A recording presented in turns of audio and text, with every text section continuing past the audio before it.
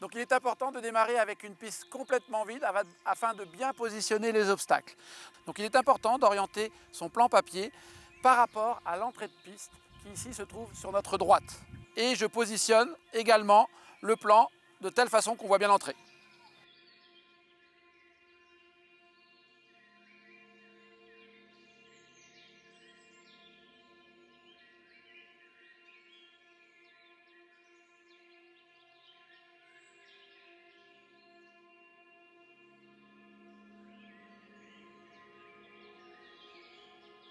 Donc nous venons de dérouler les 70 mètres du grand côté et nous allons arriver sur une boucle qui donne la limite.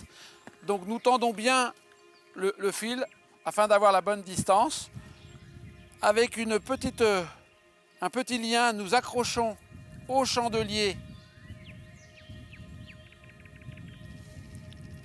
donc ce grand côté. Nous définissons ainsi l'angle de la carrière et nous repartons sur le petit côté qui est matérialisé par des scotch verts. Et je déroule le petit côté.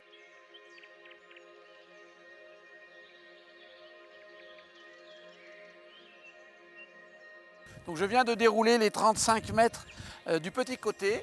Je vais aller chercher le chandelier qui matérialise le coin de la carrière en essayant à l'œil, dans un premier temps, de l'orienter perpendiculairement au grand côté. Afin de faciliter l'installation, j'attache avec un lien ce petit côté et je tendrai ces 35 mètres avec le chandelier.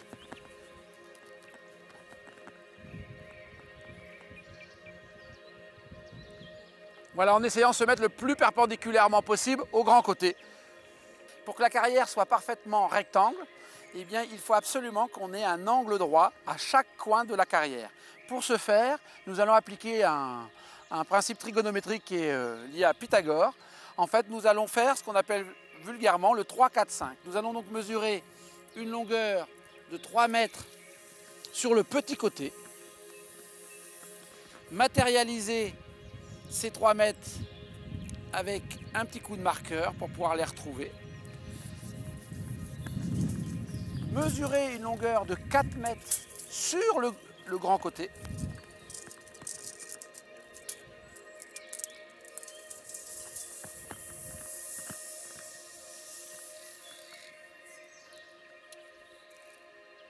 Nous matérialisons avec le marqueur 4 mètres.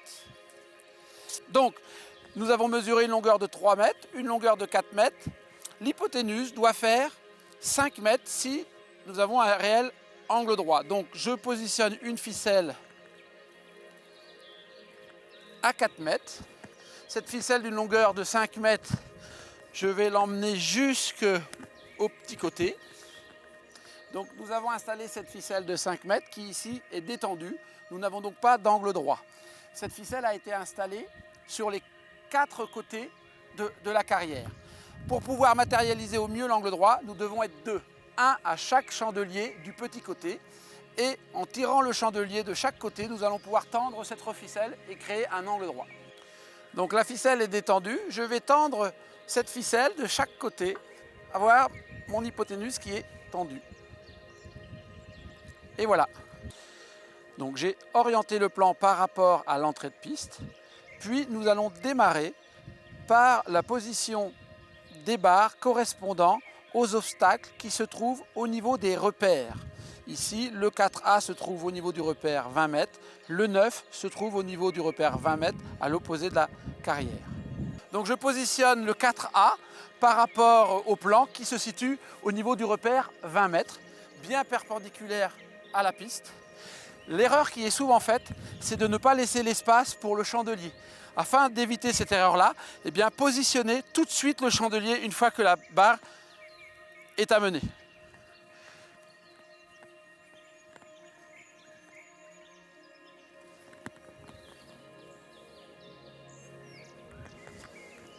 Donc nous venons positionner la barre au repère 20 mètres, qui est le numéro ici, numéro 9. Une fois positionné la barre, on se recule de quelques pas pour voir si elle est bien perpendiculaire à la lisse. Ici, ce n'est pas le cas. Nous allons donc la réorienter pour qu'elle soit correctement positionnée par rapport à la lisse. Donc nous avons positionné le 4A, puis nous avons positionné sur le même scotch en fait le 9. Nous allons poursuivre la position des barres en positionnant le 8. Ce numéro 8 étant entre deux scotch, vous pouvez demander à un aide de vous apporter les deux barres de l'Auxerre approximativement dans la cellule correspondante, mais il est impératif de remesurer la distance entre le 8 et le 9. Cette distance doit être prise de barre à barre.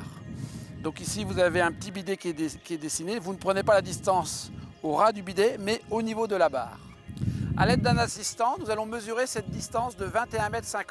Donc nous positionnons le 0 du décamètre au milieu de la barre, côté distance. Et nous mesurons 21,50 m jusqu'à la barre correspondant au deuxième plan de l'Auxerre. L'obstacle étant ramené dans la cellule correspondante, il n'y a plus qu'avec le pied à reculer pour avoir les 21,50 m. Donc nous venons de mesurer les 21,50 m entre les deux obstacles. Un petit truc pour mesurer la largeur de l'Auxerre. Vous rapprochez le premier plan, que vous mettez exactement au même niveau que le deuxième plan, et en reculant avec le pied, vous allez rester parallèle.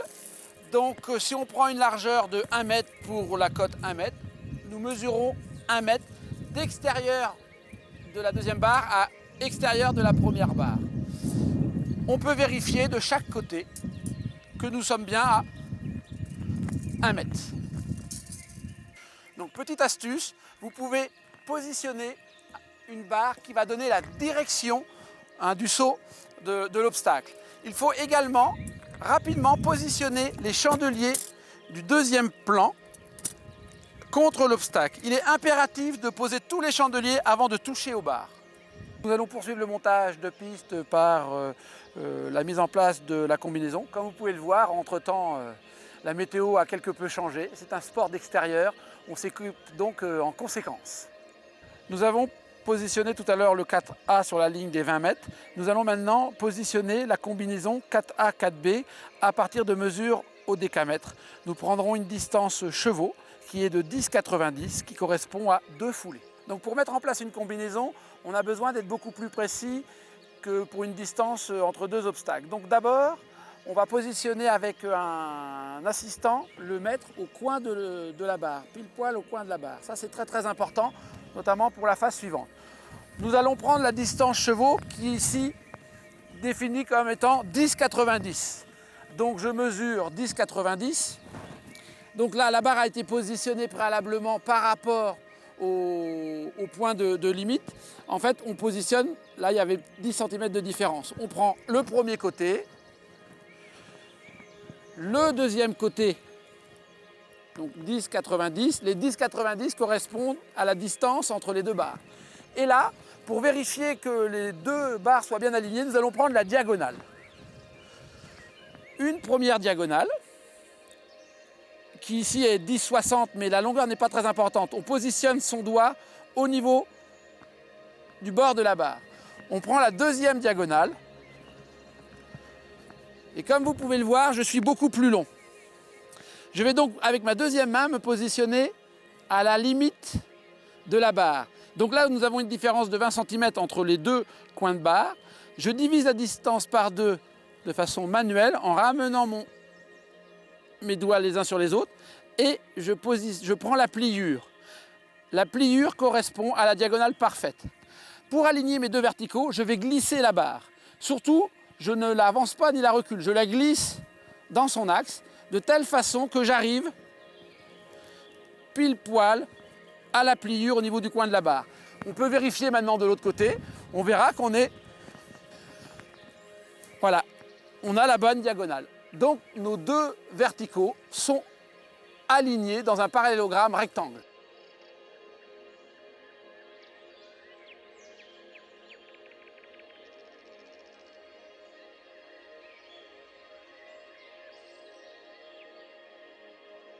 nous avons positionné donc l'ensemble des obstacles qui sont sur le bord haut de la carrière, également l'ensemble des obstacles qui sont sur le bord bas de la carrière. Nous allons donc mettre en place maintenant la deuxième ligne.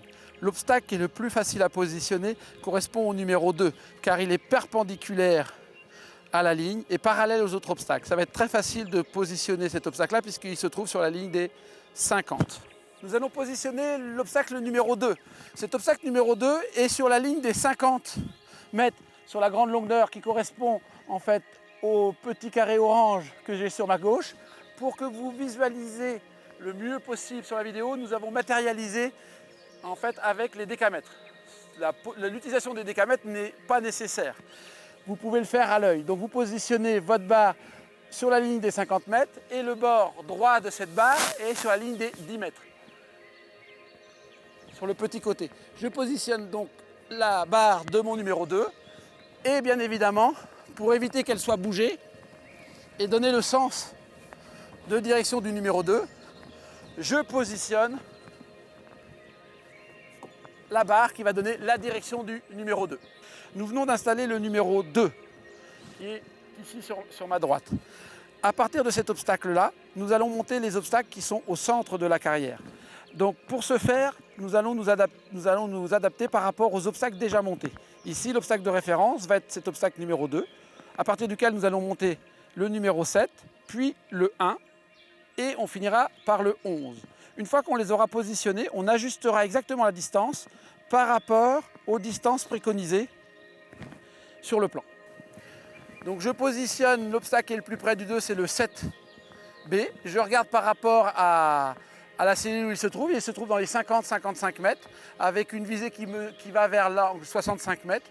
Donc je positionne. Grossièrement, j'affinerai avec le décamètre par la suite. J'ai mis le 7B, je vais donc positionner le 1.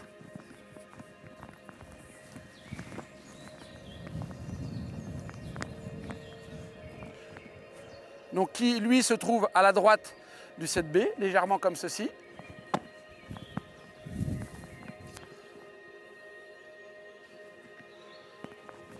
Et je vais finir par le numéro 11, qui lui se trouve pas tout à fait perpendiculaire au 1. Alors il se trouve sur le croisement de la ligne 55 mètres, 25 mètres. Donc je mets en 55 mètres, 25 mètres. Il va être quelque part comme ceci. Je fais attention par rapport au montant.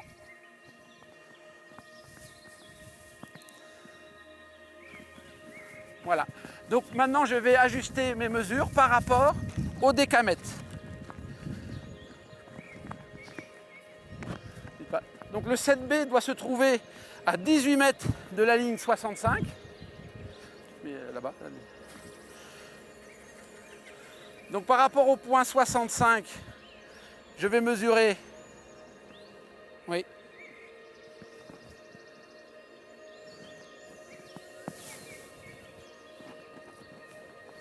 Voilà, je suis un petit peu trop loin.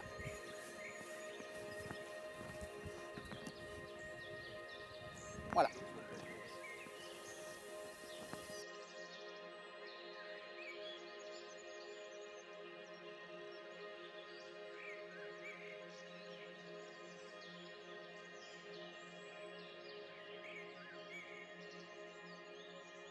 Donc là, je vérifie par rapport à la longueur, c'est marqué 17,50 m. Donc je dois l'avancer légèrement pour être à 17,50 m de ma ligne des 15 mètres sur le petit côté. Et je suis bien en ligne. Voilà. Donc nous venons de monter le 7B, le 1 et le 11. Donc nous allons poursuivre le montage comme nous l'avons fait déjà. En fait, on va positionner le 7A par rapport au 7B en montant la combinaison sur le même principe que la combinaison montée précédemment. Donc je poursuis le montage par le montage de la combinaison, la deuxième combinaison qui est 7B, 7A. On a positionné le 7B, nous allons donc positionner le 7A, le deuxième plan du 7A à 7,80, comme marqué sur le plan. Donc je prends la première distance, la deuxième distance et je vérifie mes diagonales pour savoir si mes obstacles sont bien alignés l'un par rapport à l'autre. Et là, je prends donc ma diagonale. Je prends ma diagonale parfaite en faisant la pliure. Et je positionne. Vous finirez le montage par les obstacles 6, 10 et 3 qui doivent être positionnés selon le même principe que précédemment, en les positionnant dans les cellules par rapport au quadrillage et en vérifiant par rapport aux distances qui sont annoncées. Donc nous venons de terminer la construction du parcours EquiRider. Donc ce parcours a été construit pour une épreuve à 1 mètre. Vous pourrez suivre l'ensemble des indications pour adapter l'ensemble des autres épreuves. Je remercie Frédéric et Maxence pour la construction de ces tutos. J'espère que ces tutos EquiRider vont vous permettre d'appréhender au mieux la construction du parcours.